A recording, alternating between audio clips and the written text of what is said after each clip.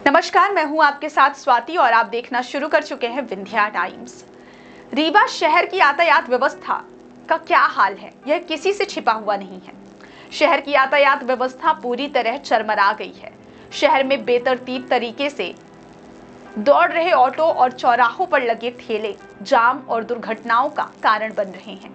Traffic police की मौजूदगी के बावजूद ऑटो चालक मनमानी से बाज नहीं आ रहे हैं। शहर के प्रमुख चौराहे जैसे स्टैचू चौराहा, प्रकाश चौराहा, सिरमौर चौराहा और धोबिया टंकी चौराहा दिन भर ऑटो चालकों की धमा चौकड़ी से परेशान रहते हैं। शाम होते ही स्टैचू चौराहे पर ऑटो चालकों की कतारें लग जाती हैं, जिससे फोर्ट रोड की तरफ से आने वाले वाहनों को निकलने में काफी दिक्कतों का सामना करना पड़ता है।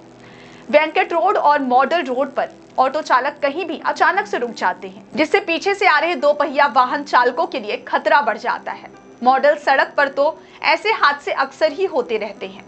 रीवा के गुड़ मार्ग और विश्वविद्यालय मार्ग पर भी यही स्थिति है। यातायात व्यवस्था को बिगाड़ने में चौराहे पर लगने वाले ठेले भी अहम भूमिका निभा रहे हैं। रात 8 बजे के बाद पुलिसकर्मी ड्यूटी से चले जाते हैं, जिसके बाद ठेले वाले सड़क पर कब्जा कर लेते हैं। सड़क के बीच में खड़े इन ठेलों से भी यातायात बाधित होता है। इस समस्या पर अंकुश लगाने के लिए पुलिस कभी कभार कार्रवाई करती है, लेकिन कुछ दिनों बाद ही स्थिति फिर उसी प्रकार हो जाती है। यातायात बाधित होने के कारण अक्सर हादसे होते हैं, जिससे आम लोगों के जनजीवन पर गहरा प्रभाव पड़ता है। आपके लिए तमाम जानकारी हमारे संवाददाता मनीष दाहिया ने लाई है। ऑटो और ठेले वाली धमा चौकड़ी चल रही है। खाना पूर्ति के लिए यातायात और पुलिस विभाग के द्वारा कार्रवाई की जाती है, लेकिन जाम की स्थिति अभी सामने त्यौहार भी है काफ़ी, और जाम की स्थिति नियंत्रण बनी रहती है। तो क्या मानते हैं किस प्रकार लापरवाही विभाग की जाती है? देखिए, रीवा शहर में एक बड़ी समस्या आज पैदा हो गई है और यातायात यदि कोई रीवा से या शहर से बाहर जाना चाहता है तो लगभग आधे घंटे 1 घंटे से पार होता है। महज 500 मीटर की दूरी वो आधे घंटे में तय करता है। अभी आपने देखा होगा, एक बड़ा कार्यक्रम रीवा में राज कपूर ऑडिटोरियम में हुआ था, जिसमें लगभग लोग 1 घंटे बाद राज कपूर ऑडिटोरियम के नीचे से लोग निकासी बंद हो गई थी, ऊपर से लोग निकल रहे थे तो 1 घंटे बाद लोग क्रॉस हुए। ये स्थिति रीवा में हुई। रीवा 5 किलोमीटर की रेंज में घूम रहा है, तो इस शहर में यदि यातायात की निकासी नहीं हो पा रही है और इसके मूल कारण ऑटो है। चारों तरफ से ऑटो का एक नियम होता है कि इतनी ऑटो इस रोड में जाएंगी। जैसे विश्वविद्यालय रोड में कितनी ऑटो जाएंगी, इलाहाबाद रोड में कितनी ऑटो जाएंगी, सिविल लाइन में की तरफ से कितनी ऑटो जाएंगी, बोधाबाग की ऑटो कितनी जाएंगी। आज एक आदमी के लिए एक ऑटो है रीवा में, तो जितने जन हैं उतनी ऑटो, उसका अनुपात आप लगा लीजिए। तो रीवा शहर में सबसे अधिक ऑटो के कारण व्यवस्थाएं हो रही। ऑटो के कारण क्या है कि उनकी व्यवस्थित तरीके से संचालन की प्रक्रिया नहीं। आरटीओ विभाग को, यातायात को और नगर निगम को संयुक्त रूप से कमेटी बना के निगरानी करनी चाहिए और यह तय करना चाहिए कि शहर के अंतर्गत कौन से रूट में कितनी ऑटो चलेंगी, ताकि व्यवधान किसी प्रकार की। ऑटो के साथ साथ बसें हैं। आप देखिए कि ऑटो के कारण दुर्घटनाएं हो रही हैं। 2 व्हीलर साइकिल से चलने वाले आए दिन सैकड़ों लोग एक्सीडेंट हो रहे हैं। बहुत सारी शिकायतें, कंप्लेन नहीं हो रही।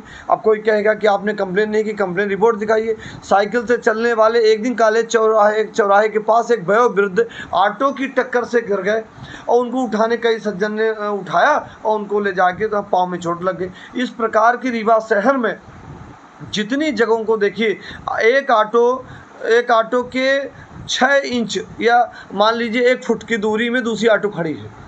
दूसरा वाहन ऑटो का खड़ी नहीं हो सका, कहीं पर व्यवस्थित नहीं खड़े हैं। आप सिरमौर चौराहे में शाम की स्थिति देखिए, 8 बजे के बाद यातायात का कोई भी अधिकारी 8-9 बजे के बाद, यदि आप अधिकतम 10 बजे के बाद आइए तो आपको निकलना दुर्भर हो जाएगा। सिरमौर चौराहे में एक भी यातायात के अधिकारी नहीं खड़े हो पा रहे हैं। 10 बजे के बाद तो कोई खड़ा ही नहीं होता। ठेला कहाँ खड़ा हो जाता है, ब्रिज के नीचे चारों तरफ जाम कर देते हैं। तो इस प्रकार रीवा में यातायात के कारण जनजीवन प्रभावित हो रहा है। ऑटो के कारण तो विशेष तौर प्रभावित हो रहे हैं। हम ये ऑटो चलनी चाहिए, ऑटो का संचालन होना चाहिए, पर ऑटो का निर्धारण होना चाहिए किस रूट में कौन सी ऑटो चलेंगी और ऑटो नंबरिंग होनी चाहिए। ये ऑटो इस रूट में जा रही, दूसरे रूट में नहीं जानी चाहिए। यदि ऑटो जा रही हैं तो उनको बुकिंग के लिए ऑटो ही जानी, दूसरे रूट से क्रॉसिंग होनी चाहिए।